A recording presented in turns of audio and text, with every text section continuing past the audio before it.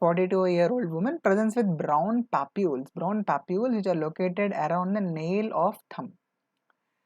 Which of the following treatments is most likely to cause hypopigmentation? So this is the question, and if you look at the lesions which are present, they are, of course, they are papular, and you are able to see that there are multiple such papules and which are coalescing to form even plaques.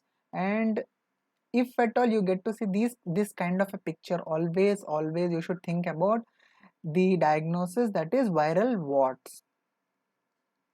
So these are the viral warts, which are the causative agent for these warts is human papilloma viruses. Okay, so whenever we get these kind of lesions, we have various options in the treatment.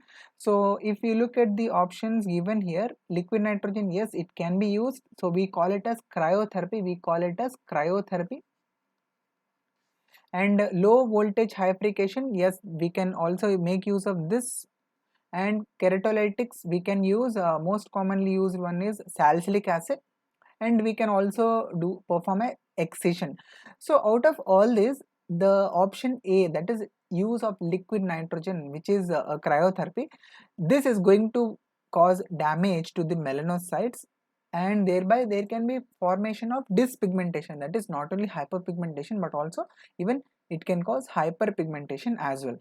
So this is the details about the treatment options which are available for warts. So you can see electrosurgical diathermy or hyfrecation can be done, and keratolytics, of course, salicylic acid is the one which is used, and cryotherapy, you must remember certain numericals. So the temperature at which this liquid nitrogen will be is minus 196 degrees Celsius, and this can be painful also, and it can produce scarring also, and not only that, as I've already told you, this can also produce pigmentary changes, like for example hypo or hyperpigmentation. So we should counsel the patients about these possible adverse effects before we proceed with the treatment options.